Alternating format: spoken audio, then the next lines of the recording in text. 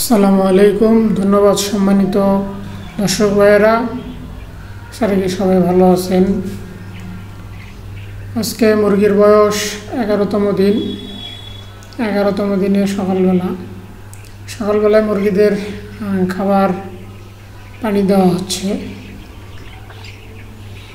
আসলে মুরগি লিটার পরিষ্কার করতে গিয়ে দেখলাম যে দু একটি মুরগির গায়ের তাপমাত্রা একেবারে অনেক বেশি। তো মনে হচ্ছিল বৈরী আবহাওয়ার কারণে হয়তো মুরগিকে ঠান্ডা লাগছে, হালকা জ্বর ভাব, যার কারণেই প্যারাসিটামল গ্রুপের ফার্স্টবেড একমিট এটি দেওয়া হয়েছে। আর সম্মানিত খামারি ভাইয়েরা, একটু আসল বিষয় হলো যে ফিডের দাম পার বস্তায় 100 টাকা কমেছে। আসলে 100 টাকা বস্তায় কমায় লাভ কি? 100 টাকা এক বস্তায় কমায় কি হবে? কোনো কিছুই হবে না। এটি হচ্ছে আমাদের স্বৈরশাসক যে হাসিনা ছিল, ওনার মতো পেট্রোলের দাম 2 টাকা কমায়া আবার পরবর্তীতে 5 টাকা বাড়াইছিল। শুধু তাই না, বিভিন্ন সময় জিনিসের দাম 1 টাকা 2 টাকা কমায়া আবার তার 3 ডবল বাড়াইয়া দিয়েছে। অনুরূপ তাই হয়েছে। ফেসবুকে সামান্য কিছু লেখালেখির কারণে, সোশ্যাল মিডিয়ায় সামান্য কিছু লেখালেখির কারণে কোম্পানির মালিকেরা পার বস্তায় 100 টাকা কমাইছে। আসলে 100 টাকা কমায়া কী হবে? যেখানে মুরগির দাম অনেক কম, সেখানে 3600 টাকা 3500 টাকার মধ্যে 100 টাকা কমায়া একজন খামারির 500 মুরগি সেটে 25টা বস্তা, 1000 সেটে 50টা বস্তা লাগে। যদি 100 টাকা করে কমায়, সেখানে কত কম হবে? 1000 মুরগিতে অনলি 5000 টাকা কম পাবে। আসলে 5000 টাকা কম পাই কি মুরগির লাভ হবে? পশ্চিমকালেও লাভ হওয়ার সম্ভাবনা নাই। আসলে ফিডের যে তৈরির রেট, এখন যদি বলা যায় ফিডের মূল উপাদান হচ্ছে ভুট্টা কত করে মন? 1100 থেকে 1200, 1250 1300 টাকা মন ভুট্টা কিনতে হয়। সেই ভুট্টার গুঁড়া আর সামান্য কিছু উপাদান আছে আরও 3-4টা, এগুলো সামান্য পরিমাণে দিয়ে ফিড তৈরি করা হয়। তাতে আসলে খরচ কত পড়ে কোম্পানির খামারে পৌঁছা পর্যন্ত কত টাকা পড়ে?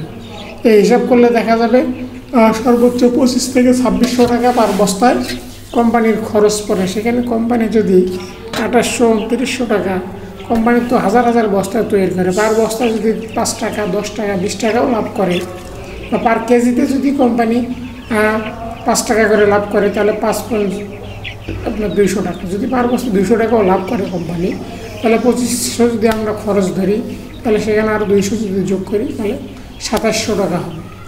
2700 টাকাও যদি আমরা ফিড পাই, তাহলে আমাদের সেভ হচ্ছে কত টাকা? পার বস্তায় 700 টাকা সেভ হবে। তাহলে পার বস্তায় 700 টাকা সেভ হলে আমাদের 1000 মুরগিতে 50 5,000 প্রায় 12,000 টাকার মতো আমরা 12,000-এরও বেশি আর কি কমে যাবে। তাহলে 12,000 টাকা যদি আমার ফিড কস্ট কমে যায়, তাহলে অবশ্যই আমাদের কিছুটা লাভ হওয়ার সম্ভাবনা আছে। সম্মানিত খামারি ভাইয়েরা, তাই আসুন আমাদের আন্দোলনগুলো আরও বেগবান করতে হবে, জোরদার করতে হবে, এবং ইভেন কিছু যারা খামারিরা মুরগি ওঠা বাদ দিয়ে দেবো, যাদের এখন খামারে মুরগি আছে এই সেটি শেষ করে আমরা অবশ্যই অন্তত 2 মাস 3 মাস কেউ মুরগির বাচ্চা খামারে উঠাবো না। আমরা যদি মুরগির বাচ্চা খামারে না উঠাই, এর আগে বলেছিলাম যে তাহলে আসলে তারা ফিড তৈরি করে কাকে খাওয়াবে? ফিড তৈরি করে বিক্রি করবে কার কাছে? বাচ্চা উৎপাদন করে বিক্রি করবে কার কাছে? যখন আমরা উঠাবো না, তখন তারা এই পর্যায়ে নেমে আসতে বাধ্য হবে। যেটা ফিড সিন্ডিকেট করে প্রায় 5,92,000 কোটি টাকা এদেশ থেকে পাচার করেছে ফিডের বড় বড় কোম্পানির মালিকেরা। তাহলে এই যে তারা পাচার করেছে, এই বিষয়টা আমাদের দেখা দরকার। এটি কার? আপনারা আমার ছোটো ছোটো খামারি, অনেকে কেউ সেটা 20,000 50,000 30,000 টাকা লস করেন। আপনি ঠিকই লস করছেন, কিন্তু ফিড কোম্পানির মালিক কিন্তু সে 1 টাকাও লস করেনি। ফিড কোম্পানির মালিক সে 1 টাকাও লস করে নাই, তার লস হয়নি। বাচ্চার মালিক, তারও 1 টাকাও লস হয়নি। কিন্তু আপনি খামারি, আপনার 100% লস হয়েছে। তাহলে দেখা যাচ্ছে অনেকেই এই খামার দিতে এসে, উদ্যোক্তা হতে এসে পথে বসে আবার সে সেখান থেকে ফিরে অন্য বিকল্প ব্যবস্থাপন করেছে। হয়তো বা কেউ বিদেশ চলে গিয়েছে, আবার কেউ বিদেশে রোজগারের জন্য পোলট্রি খামার দিয়েছিল, বিদেশ থেকে যে পুঁজি নিয়ে আসছিল, সে পুঁজি দেশে আসার পরে এই খামারের ব্যবসা, মুরগির ব্যবসা করার পরে তার সমস্ত পুঁজি আবার শেষ হয়ে গিয়েছে। যে নিঃস্ব ছিল, আবার সেই নিঃস্বই হয়ে গিয়েছে, তাই আমাদেরকে সচেতন হতে হবে, সতর্ক হতে হবে।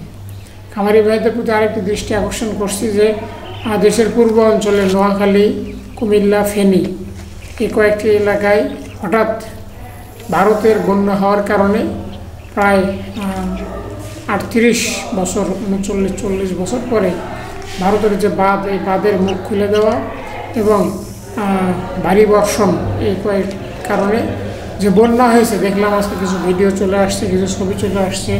বন্যা হওয়ার কারণে অনেক খামারি ভাইদের মুরগি বন্যার পানিতে ভেসে গিয়েছে। অনেক খামারের মুরগি বন্যার পানির কারণে সেই পানির ভিতরেই হঠাৎ রাত করে খামার পানি এসে ডুবে গিয়েছে। খামারি জানেও না যে তার খামার পানি উঠে মুরগি ভেসে নিয়ে গিয়েছে। এই যে তার একটা লস হলো, ক্ষতি হলো, প্রায় 1 থেকে 2 লক্ষ টাকা, কারো 5 লাখ, যাদের বড় খামার তাদের অনেক টাকা ক্ষতি।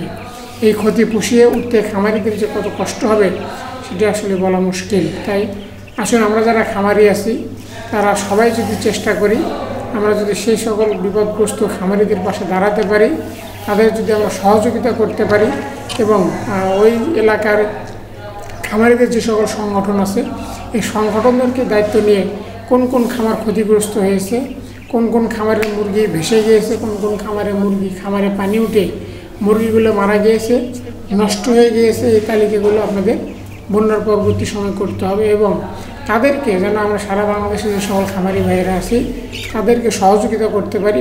পাশাপাশি আমরা যেন সবাই একতাবদ্ধ হয়ে ওই খামারিদেরকে সাথে নিয়ে যেন তাদের যে ক্ষতিগ্রস্ত হয়েছে ক্ষতির যে পুষিয়ে নেওয়ার জন্য রাষ্ট্রীয়ের কাছে যেন আমরা আবেদন করতে পারি, রাষ্ট্রের কাছে।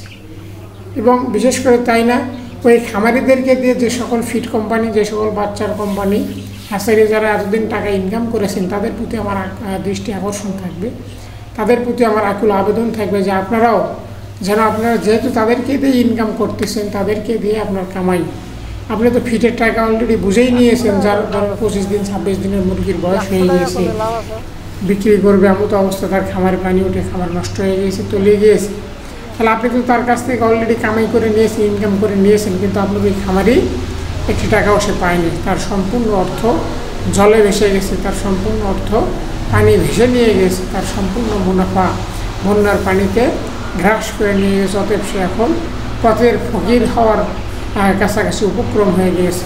তাই বড় বড় ফিড কোম্পানি, যে সকল ফিডের কোম্পানি আছে, মালিকেরা আছেন, তাদের প্রতি আমার আকুল আবেদন থাকবে যে আপনারা আসুন ওই বিপদগ্রস্ত খামারিদের পাশে দাঁড়াবেন, তাদের যেন এই ক্ষতি পুষিয়ে ওঠার মতো তাদেরকে আপনারা ব্যবস্থা করে দেবেন, যেন পরবর্তীতে আপনারা তারা আপনাদের সাথে ব্যবসা করতে পারে এবং আপনাদের ফিডগুলো তারা নিতে পারে এবং আপনারাও লাভবান হবেন।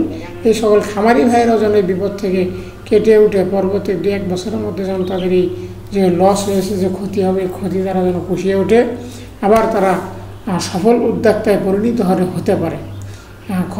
বড় বড় কোম্পানিদের প্রতি আকুল আবেদন থাকবে এবং যারা আমরা খামারি আছি তাদের প্রতি আমার আকুল আবেদন থাকবে যে আসুন আমরা এই ক্ষতিগ্রস্ত ভাইদের পাশে দাঁড়াবো, তাদেরকে সহযোগিতা করব, তাদের সহমর্মিতা জানাবো এবং তাদের যদি আমরা পাশে দাঁড়াতে পারি, জানি না আজকে হয়তো আমি ভালো আছি, আপনার আমারও হয়তো কোনো একদিন বিপদ হবে, আমরা যদি আজকে তাদের পাশে দাঁড়াই তাহলে আমাদের বিপদেও তারা একদিন আমাদের পাশে দাঁড়াবে। সম্মানিত দর্শক ভাইয়েরা এবং খামারি ভাইয়েরা যারা আছেন, আসুন আমরা সবাই ঐক্যবদ্ধ হই, একতাবদ্ধ হই। যদি আমরা এই ধরনের সিন্ডিকেট আছে, সমস্ত সিন্ডিকেটকে বিজয় করে, পরাজিত করে খামারিদের বিজয় হবেই হবে এবং খামারিদের যদি লাভবান হতে থাকে তাহলে বেকার যে সমস্যা, বাংলাদেশ ছোট্ট একটি দেশ, জনবহুল দেশ, যেখানে কর্মের অনেক অভাব, সেই কর্মের অভাবকে মোচন করার জন্যই মূলত ছোটো ছোটো খামারগুলো গড়ে ওঠে, নতুন নতুন উদ্যোক্তা তৈরি হয়। সামান্য অল্প কিছু পুঁজি সংগ্রহ করে তারা এই উদ্যোক্তায় পরিণত হয় এবং সেখান থেকে চেষ্টা করে যেন নিজে হালালভাবে উপার্জন করে জীবিকা নির্বাহ করতে পারেন। তাহলে আমরা যদি একে অন্যের পাশে দাঁড়াই এবং সচেতন হয়ে সতর্ক থাকি এবং পরামর্শের ভিত্তিতে সবাই কাজ করি, তাহলে দেখবেন আমাদের এই উদ্যোক্তার সংখ্যা আরও বেড়ে যাবে, দেশের বেকারত্বের সংখ্যা কমে যাবে, দেশে অলস মানুষের সংখ্যা কমে যাবে এবং শুধু তাই না, দেশের অর্থনীতির যে চাকা, এই চাকা দিন দিন উত্তরোত্তর ঘুরতে থাকবে এবং যার কারণে দেশ অর্থনৈতিকভাবে সমৃদ্ধশালী হবে, দেশের অর্থনীতিকে অনেক দূর এগিয়ে নিয়ে যাবে এবং আমাদের দেশের জনশক্তি যে শক্তি আছে জনশক্তি একদম জনসম্পদে পরিণত হবে। সম্মানিত খামারি ভাইরা, আজকে এই পর্যন্ত। আসসালামু আলাইকুম।